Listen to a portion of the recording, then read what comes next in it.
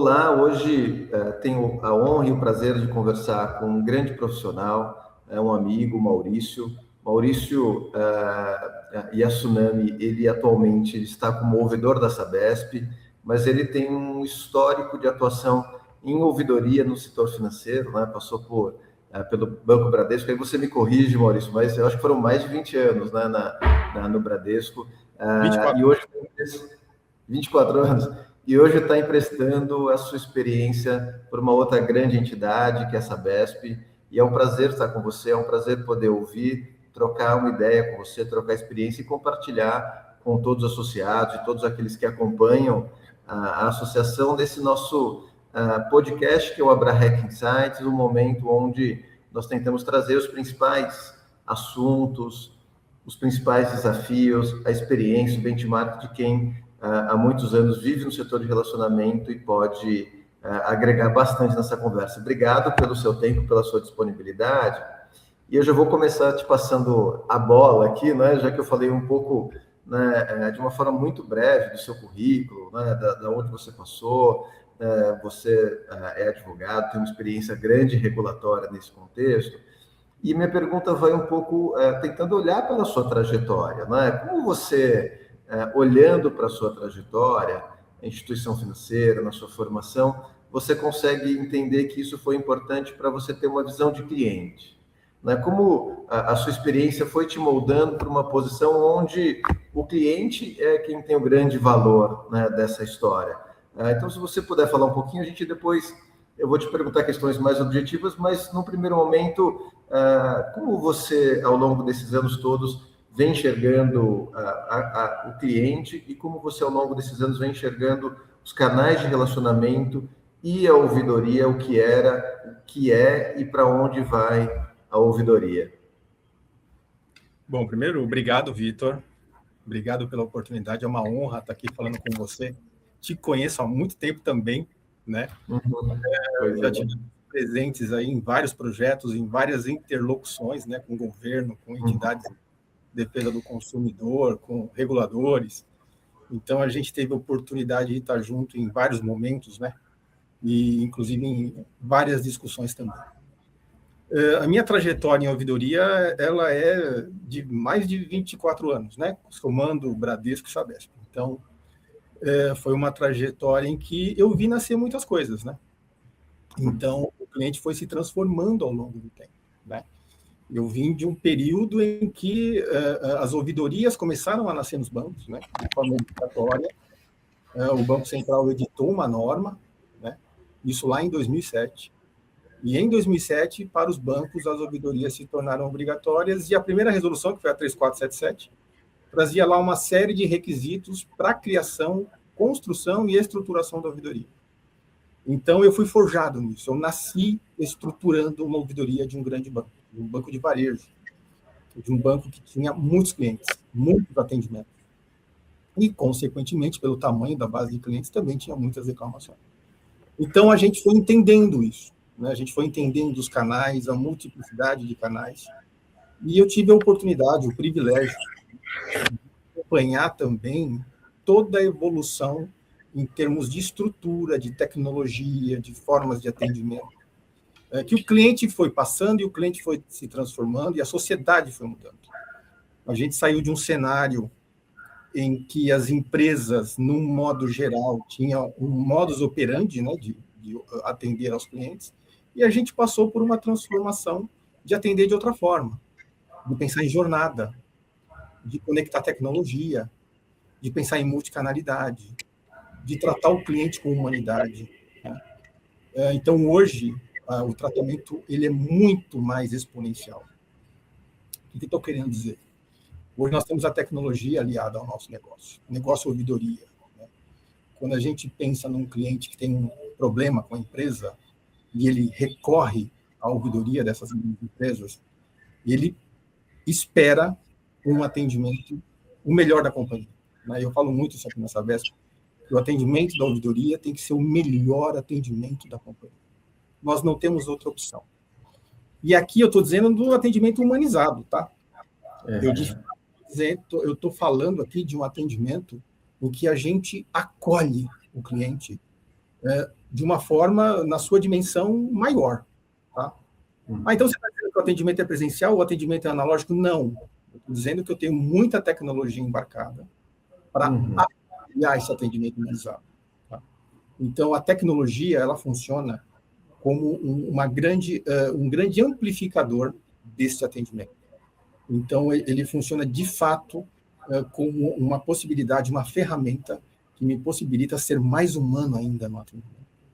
Então, a minha trajetória, em todo esse tempo aqui, de ouvidoria, me deu o privilégio, né, de estar neste momento aqui no Sabesp.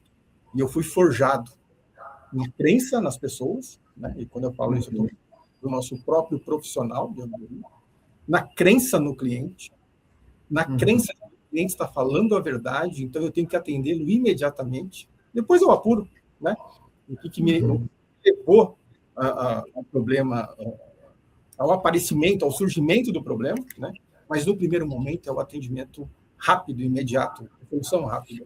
Então eu fui forjado, a minha escola é a escola do atendimento e da crença nas pessoas, tá? Maurício, são dois pontos importantes que você tocou, né? Eu vou querer aprofundar um pouco esse tema da tecnologia, ligado depois como vocês usam, atrelado a indicadores. Hoje a gente tem o debate, até na Abrarec, né? A gente tem um comitê específico para uso de inteligência artificial. A gente até produziu um material que é o uso da inteligência artificial nos canais de atendimento e ouvidoria. E hoje, realmente, um pouco como você colocou, né? Isso é essencial em todos os setores. Não tem como não usar a tecnologia para gerar eficiência. Mas eu vou te perguntar um pouquinho mais sobre isso daqui a pouco. Mas eu queria, pegando o gancho do que você falou, né, olhando para as pessoas, esse atendimento humano, olhar não só para o consumidor, mas olhar para a liderança humana. Na sua visão, essa liderança humana, você entende que isso é essencial para gerar resultados sustentáveis? Essa é uma demanda da empresa hoje, né, de olhar para o consumidor desta forma, olhar para a liderança. Você vê nessas construções de papéis, né, que a liderança precisa também gostar de gente para que isso seja sustentável. Como que você vê esse papel da liderança, do perfil, para estar em posições de ouvidoria, né? E como você falou, né, se eu preciso do melhor atendimento, o que tem que ter de diferente nas lideranças dos canais de ouvidoria? São fundamentais, viu, Vitor? Assim, não só as lideranças, mas principalmente o nosso corpo de pessoas, né? Nossos funcionários. Quando eu digo que eu tenho crença nas pessoas, eu estou, de fato, colocando aqui alguns ingredientes que são fundamentais para qualquer profissional de ouvidoria. Tá? O primeiro deles é o inconformismo. Não tem jeito. O profissional de ouvidoria, e começa pela liderança, né? E a gente sabe, né, que as pessoas que trabalham em ouvidoria, elas são reflexos da liderança, como todo e qualquer outro negócio. Mas esse inconformismo é que leva, de fato, ao fazer ouvidoria com excelência. Eu costumo falar para os meus times que atendimento é uma coisa ingrata. Eu tenho que ter uniformidade. Se eu não tiver uniformidade, um constrói, mas o outro destrói. Ligar para o Vitor, ou se eu for atendido pelo Vitor numa agência física e o Vitor me prestar um atendimento de excelência, a minha percepção vai lá em cima. Entretanto, se eu voltar no mesmo local e for atendido pelo Maurício, que me atende mal, a minha percepção é totalmente destruída. Então, não tem jeito. Atendimento, eu tenho que ter coesão. Todos têm que estar na mesma vibe, no mesmo entusiasmo, com a mesma energia, com a mesma motivação para o atendimento. E aqui o ingrediente, gostar de pessoas, é fundamental, né? Assim, para trabalhar em ouvidoria, obviamente, né? Se for qualquer outra função mais intelectual, mais introspectiva, obviamente o mercado é aberto para todos, né? Mas quando eu estou em ouvidoria, quando eu estou falando em resolver problemas, em acolher pessoas, e cada reclamação é única, é 100%, tá? Eu estou falando aqui de uma atividade específica de ouvidoria. Não tem jeito, tá? Então, para os profissionais que estão nos assistindo, para as pessoas do meu time, em qualquer outra escola em que eu estiver, se eu tiver que falar de ouvidoria, eu vou ter que falar desse entusiasmo, dessa chama, dessa questão de gostar de pessoas. Tá? Então, a liderança tem que refletir muito isso. E fazer com que cada um dos seus colaboradores reflitam da mesma forma esse entusiasmo. Não tem jeito. Todos nós temos problemas todos os dias, né, Vitor? Mas quando eu estou na minha cadeira, eu tiver que atender um cliente, eu tiver que falar com um cidadão paulista para resolver um problema, eu vou falar com o máximo entusiasmo e vou acolher o pedido dele como um pedido único. Vou ter uma lista de pedidos. Eu vou ter que tratar. Mas aquele cliente, a hora que eu estiver em contato com ele, ele é único. Então, esta chama, este inconformismo, é uma parte do profissional de ouvidoria. Aí tem uma outra parte, né, que eu acho que é mais estratégica, vamos chamar assim, que é a condição de você retroalimentar a empresa. Aí entra indicadores, aí entra inteligência, entra ciência. A ouvidoria é uma área de ciência. A gente aqui faz ciência, né? E dados, a ciência de dados, ela é fundamental para isso. Ou seja, eu tenho que olhar tendência, eu tenho que olhar motivos reclamados, eu tenho que olhar problemas crônicos, eu tenho que corrigir, eu tenho que ter portfólio de planos de ação. Então, o profissional de ouvidoria, além da visão individual do cliente, ele também tem que ter uma visão holística da companhia, justamente para poder endereçar e identificar problemas que eventualmente aconteçam de forma recorrente. E ali sim, eu conseguir propor melhorias de processos, melhorias de serviços, melhorias de atendimento, e retroalimentar a empresa dessa forma.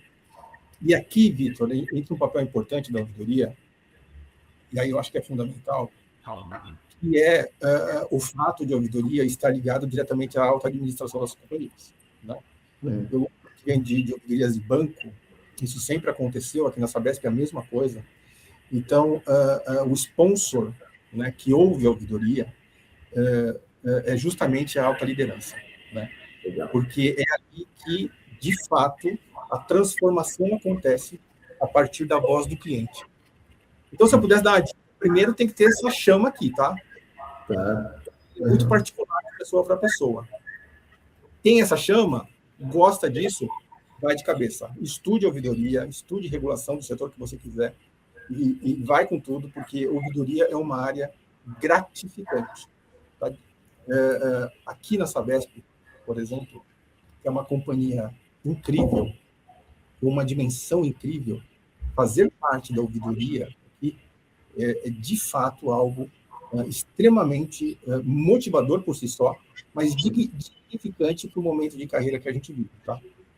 Mas é interessante, né, Maurício? Eu consigo perceber, né, convivendo com você e com muitos ouvidores, o quanto esse trabalho, né, que te coloca como a sua função resolver problemas, ele é satisfatório para quem trabalha e, obviamente, para o consumidor que teve o problema resolvido, ou ainda que não teve resolvido, pelo menos ele teve um posicionamento, né? Olha, você tem direito, você não tem direito, mas eu não deixo esse consumidor, de alguma forma, abandonado nesse cenário.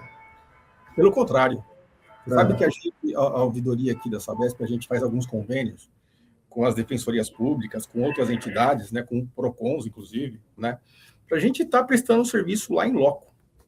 E a semana passada, ou semana retrasada, se me falhar a memória, a gente esteve em São José dos Campos, né, e prestar o atendimento à população ali, presencialmente, é mágico, né? Quando você resolve o problema de uma pessoa. Ainda mais de um produto, se é que eu posso chamar de produto, tá? Que é o core da Sabesp, que é um core que entrega dignidade humana, que entrega saúde, que entrega cidadania, né?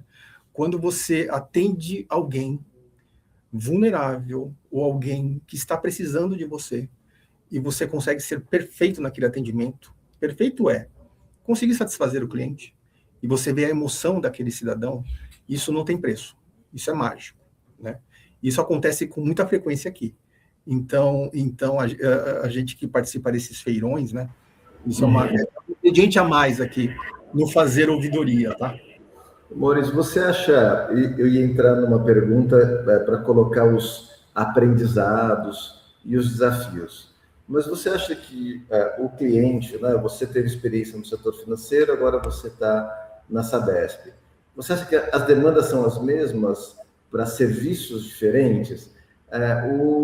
E uma pergunta, né, para você, assim, o consumidor hoje, ele é mais exigente, o consumidor vem exigindo mais, retorno de resposta, qualidade de resposta. Então, fala um pouco dessa percepção, né, para olhar consumidor de banco, as demandas são as mesmas do consumidor da Sabesp?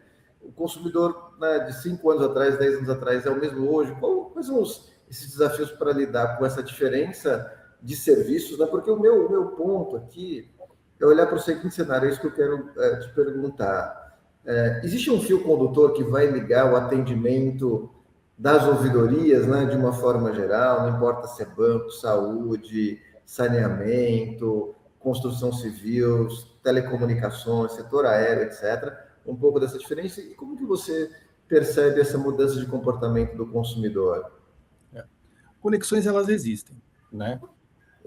Principalmente quando a gente está falando de atendimento, tá? Uhum. Todo mundo quer um excelente atendimento, todo mundo quer agilidade, todo mundo quer solução, né? Então, eu acho que essas linhas se conectam, tanto para banco quanto para o setor aqui de saneamento e de utilities. Em banco, a gente, né, pelo menos era uma percepção que eu tinha, eu que vivi ao longo desses anos, o setor financeiro sempre foi muito hermético antes das redes sociais, antes dessa informação de massa, né? Então, o financeiro era para poucos, né? Conhecer o mercado, conhecer o mercado de capitais. Com a abertura, com mais informação na mesa, com os gurus, inclusive, né, os gurus financeiros, isso tudo se democratizou bastante, né? Então, hoje o setor financeiro ele é alcançável para todas as pessoas. Isso é fantástico, né? É incrível. E quem conhece setor financeiro acha que pode conhecer qualquer coisa, né? Eu tive essa empate de falar, não, eu vou lá na Sabesp e vou entender muito fácil o negócio, né? Mas o negócio é extremamente complexo, né? Nós estamos falando de água, de tratamento e saneamento básico, e são networking aqui é diferente, é incrível.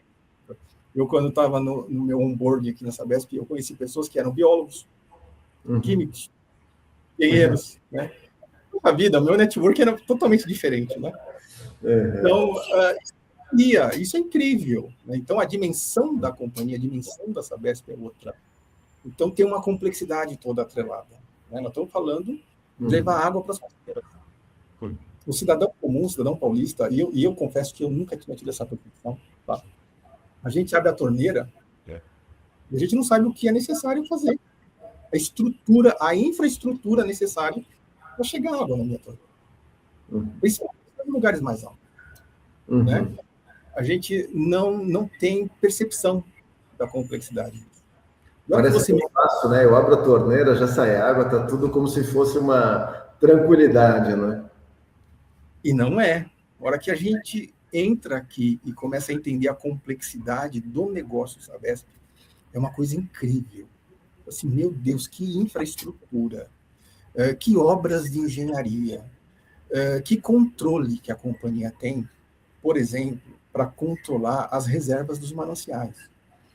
Isso é uma coisa incrível. Nós estamos vivendo um momento de escassez hídrica. E é incrível como os nossos profissionais conhecem do negócio e conseguem fazer o manejo do recurso hídrico de uma forma adequada. Então, a dimensão da empresa e a complexidade da empresa ela é totalmente diferente. Aqui não conecta. Tá? Se num banco eu conseguir resolver as coisas muito rápido, porque ela devolver uma tarifa, cancelar um cartão, cancelar uma compra, aqui, algumas vezes, tem obra. Eu tenho que ir na casa do cidadão. Né? Não é tão simples assim, né? Cancelar um cartão. Né? Não é. Mas isso é incrível, porque, primeiro, os nossos profissionais são muito preparados e eles têm um costume, já está no DNA da companhia e está próximo da população. Né? Isso foi muito fácil para mim, porque eu sempre gostei dessa aproximação, desse calor, e a Sabesp é uma empresa com muito calor, né? Muito viva. Eu brinco que nós somos uma companhia de obreiros, né? Que a gente, de fato, nós estamos todos em obras melhorando a condição da vida das pessoas, levando dignidade à vida das pessoas. E o propósito da companhia pós-privatização, primeiro que é um propósito, né, de, em até 2029, a gente universalizar o saneamento e a entrega de água. Até 2029. Agora, ou seja, né? 4 anos antes do marco, né, do marco regulatório. Mas quando você fala em universalizar saneamento, você sabe disso, Victor, eu vou remontar a nossa infância, a gente lendo lá nos livros de história, o problema de saneamento básico era um problema crônico do país, né? Parecia insanável, né? Nós nunca vamos sanar este problema, parece que é um problema do país como um todo. Isso nos envergonhava. Ao ler os livros de história, quando criança, lá a gente se envergonha. Mortalidade infantil, falta de dignidade, doenças, né? E quando a companhia agora tem um propósito de até 2029, isso está no contrato de concessão, investir 70 bilhões de reais para a gente superar esse problema crônico, isso é muito dignificante. Isso é incrível, né? E requer desafios para a companhia, porque é um nível de investimento muito alto. Né? Até 2029, que está aí. E a Sabesp, né, no contrato, ano a ano, a gente tem que cumprir etapas, né? Porque senão a gente não chega em 2029 atingindo o objetivo. No primeiro ano e meio, nós cumprimos com folga. Né? Então, isso é incrível. Né? Lógico, requer um nível de investimento alto da companhia, uma eficiência maior, mas o incrível é que a gente está conseguindo chegar lá e nós vamos chegar. Né? Com certeza, meta dada é meta cumprida 2029. Todas as medidas pela Sabesp vão estar com água e esgoto universalizados. Não, parabéns. Realmente a gente imaginar, né, que o cidadão não tem saneamento na sua casa hoje, né, é o básico de você ter dignidade, dentre outras coisas. E eu acho que isso é gratificante, você trabalhar com esse propósito também. Agora, Maurício, me diz uma coisa, né, de todo esse processo, né, como que a ouvidoria se integra, né, nas outras áreas da companhia? Né, você falou do seu onboarding, olha, eu falei com o biólogo, falei com o engenheiro, como que se integra na área de atendimento? Quais são, assim, as fontes de subsídio para vocês irem ajustando esses problemas? E como você vê isso como transformador do negócio? E aí entra um ponto interessante, né? A gente, na Brarec, a gente conversa com muitas empresas reguladas, empresas não reguladas. Algumas não reguladas falam, olha, eu criei ouvidoria sem regulamentação, sem exigência do regulador, porque eu entendo e tenho essa percepção da importância do Instituto de Ouvidoria para os negócios. Não é? Porque atender bem faz bem, é um bom negócio atender bem, não é? Dentro desse cenário. Como é que funciona essa interlocução com todos os canais e com todo esse ecossistema complexo que vocês têm? O cliente está no nosso planejamento, tá? O cliente é o nosso alvo. Uma companhia como a Sabesp, que é uma empresa de saneamento, de fornecimento de água, que é um monopólio, né? Então, você disse atender bem é estratégico para as companhias em que há uma concorrência. Se eu não atender bem, eu perco o cliente. Né? Aqui, não. Né? Porém, o cliente é o nosso centro. Tá? Toda a companhia, toda a Sabesp, todo o nosso trabalho é, de fato, voltado para a sociedade, para o cliente. Então, a ouvidoria se integra nesse mecanismo de uma forma muito pujante. Porque a gente leva informação, a gente leva dados concretos, a gente leva informação para a decisão. A gente consegue ser preditivo. Isso é incrível. A gente tem um mapa em que os problemas, a partir do momento que os problemas vão nascendo, a gente consegue, de alguma forma, atuar de forma preditiva. Olha, muito provavelmente o tal está acontecendo alguma coisa. Falta d'água, alguma situação de vazamento, temos que correr lá. Então, a ouvidoria, como integrante desse grande sistema, ela é parte fundamental. Porque o cidadão é o grande... é a pessoa que nos ajuda, nos auxilia. Muitas vezes eu tenho um vazamento que eu não identifico e o cidadão nos avisando, reclamando, abrindo uma reclamação, faz com que a gente consiga atuar de forma rápida, sendo que a gente não teria condição, por si só, de identificar um vazamento numa rua, por exemplo. Com a escassez hídrica que nós estamos vivendo, a gente não pode, de forma alguma, perder recurso hídrico. Esse cuidado é fundamental, né? Vazamento nas residências, utilização indevida da água, pessoas que gastam muita água. Né? A água é um recurso finito. Então, a gente, desde já, nós temos que ter educação para o consumo do recurso hídrico. Isso é fundamental para qualquer sociedade, para nós mais ainda. Então, a gente depende do cidadão, a gente pede ajuda para o cidadão, para que nos traga demanda perda hídrica, para que a gente possa rapidamente resolver isso. Né? Sem essa ajuda, a gente muitas vezes não conseguiria identificar o problema, ou se identificaria quando a perda fosse maior. Então, a ouvidoria nesse ecossistema, ela é fundamental para retroalimentar toda a companhia do que está acontecendo de fato. Os nossos monitoramentos são incríveis, tá? É impressionante. Olha que os painéis de monitoramento do setor de engenharia, eles conseguem identificar todo e qualquer soluço ou problema em relação ao recurso hídrico. Mas, às vezes, tem aquela pequena perda na rua ali, e muitas vezes passa despercebido. E aí isso é fundamental para a gente. Essa visão, né, da educação para o consumo desse serviço, ele é essencial. A gente tem esse debate para consumir telecomunicações, para consumir água, esse processo de educação do consumidor, do usuário. Eu lembro da época de lavar carro na rua, né? Ficava lá com a torneira ligada, né? Lavando carro, lavando calçada e assim por diante, são hábitos que precisam ser ajustados. Mas, Maurício, deixa eu te perguntar uma coisa. Infelizmente, nosso tempo é muito curto para tanto assunto aqui. Daqui a pouco a gente vai terminar a nossa conversa, mas eu queria perguntar uma outra coisa. De novo, aproveitando um pouco sua experiência, né?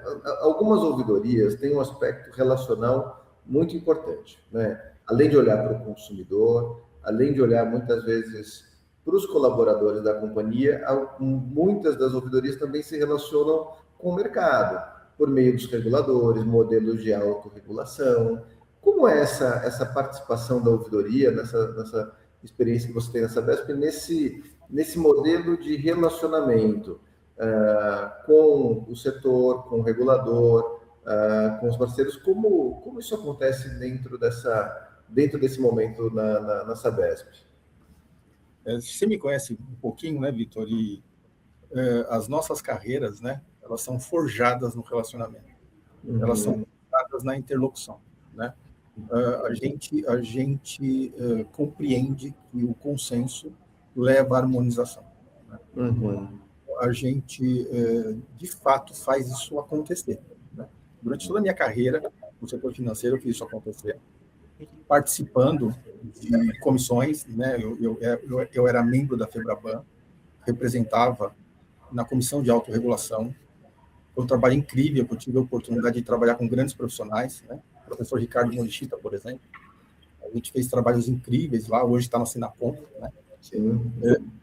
Então, são histórias que a gente tem de criar uma legislação muito voltada ao setor, mas que se somava a toda a legislação existente. Então, a gente ia lá no granular para conseguir entender, conseguir levar entendimento maior para a sociedade do que é o produto financeiro. Né?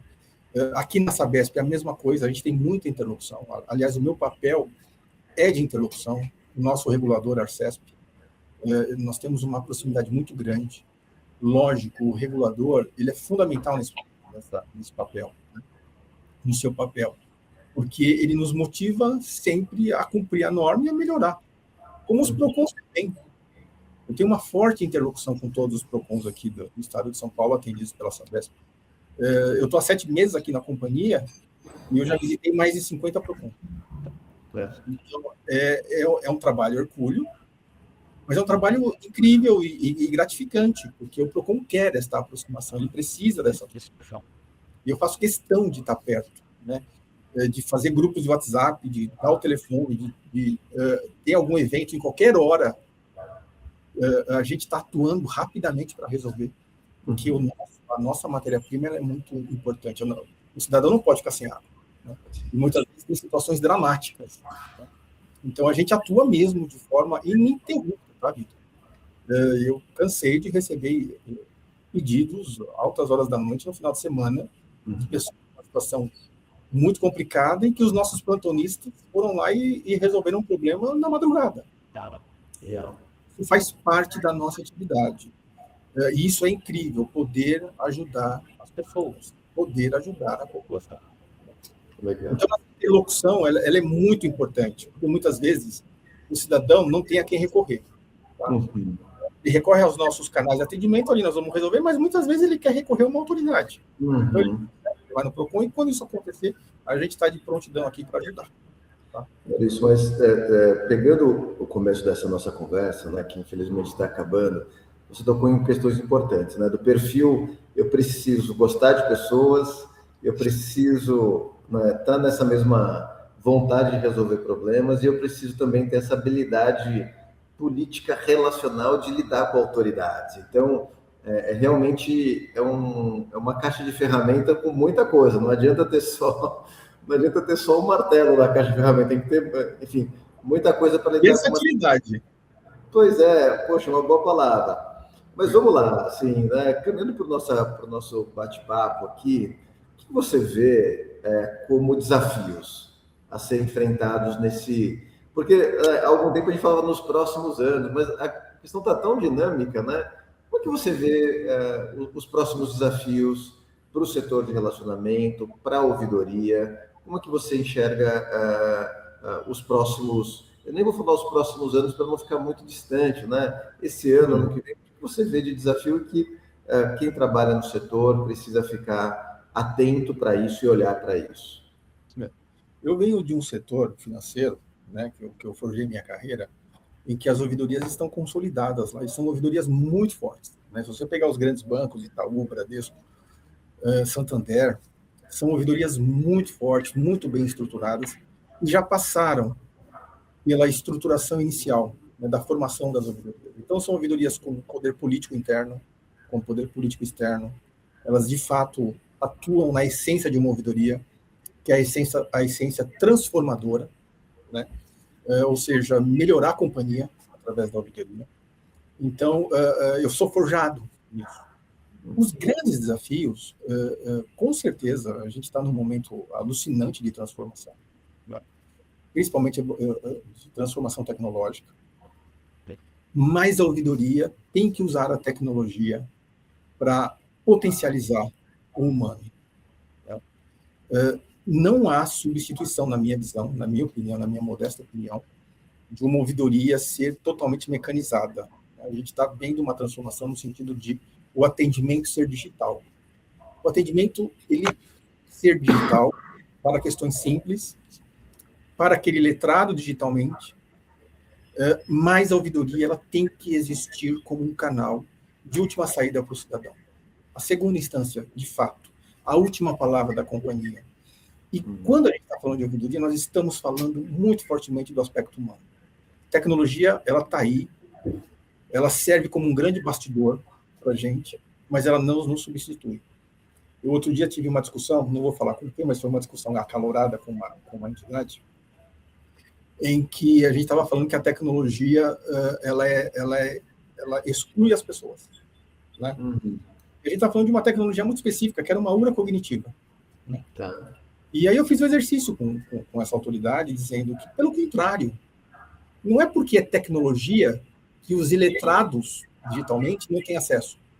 Pelo contrário, porque uma URA cognitiva, eu falo, a inteligência artificial entende e me deriva para a pessoa certa. Antes da URA cognitiva, o que eu tinha? Eu tinha tecle 1 para, tecle 2 para, tecle 3 para, tecle 4 para. A hora que chegava no 2, essa pessoa que é iletrada digital, ela já não lembrava um, já não lembrava o 2, e isso fazia ela entrar num looping e ela não conseguia ser atendida. Então, esse é um tipo de tecnologia que serve para ser acessível, que gera acessibilidade, né? Então isso é importante a gente frisar, né?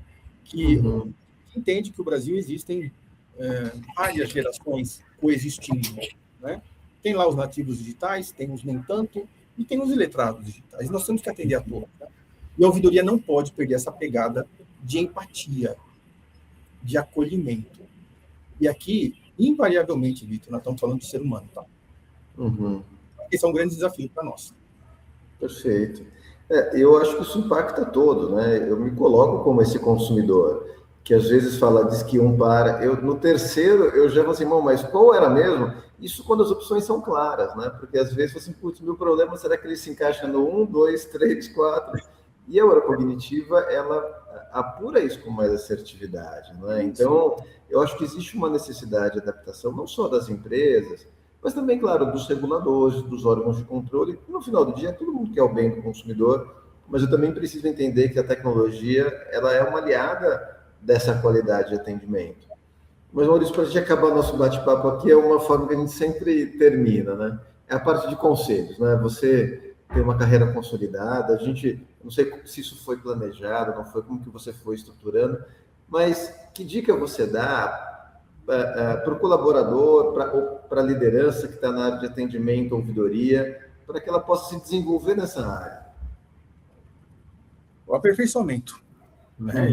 Eu acho que o aperfeiçoamento é fundamental. Além dessas características comportamentais que a gente já conversou bastante, você tem que ter um preparo intelectual, tem que estudar muito. Não é trivial. Quem está de fora acha que conduzir uma ouvidoria é algo trivial, mas não é. Muito pelo contrário, requer uma versatilidade, como a gente conversou, muito grande. Então, este profissional ele tem que estudar bastante, tá? Entender de gente, entender de psicologia, entender do negócio, entender de direito, entender do regulador, ser muito versátil, ser muito generalista. Ouvidoria é uma área transversal, né? Ou seja, ela perpassa todos os segmentos de uma empresa. Ela não está num lugar só. É diferente do jurídico, que tem ação judicial, é diferente de uma área que tem um nicho específico ou uma outra área. Não, a ouvidoria passa por todas as áreas. Então, é muito importante você ter este preparo e esta condição de querer aprender sempre.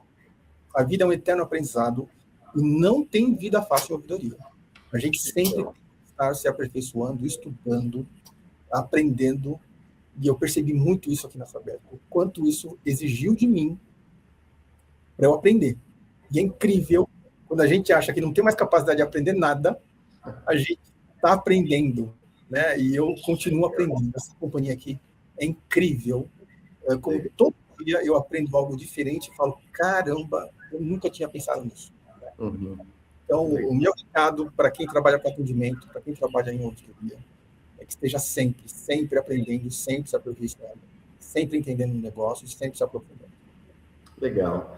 Maurício, parabéns pelo trabalho, pela carreira, e muito obrigado pela generosidade de compartilhar comigo e com todos aqueles que vão ouvir essa conversa, experiências, dicas, as visões, foi muito enriquecedor. Então, obrigado mesmo e parabéns, e nos falamos em breve, porque tem muito assunto ainda para conversar que não coube nesses 30 minutos aqui do nosso AbraRec, né, no nosso projeto de insights na área de CX. Obrigado, Maurício. Até uma próxima. Eu que agradeço. Forte abraço, viu?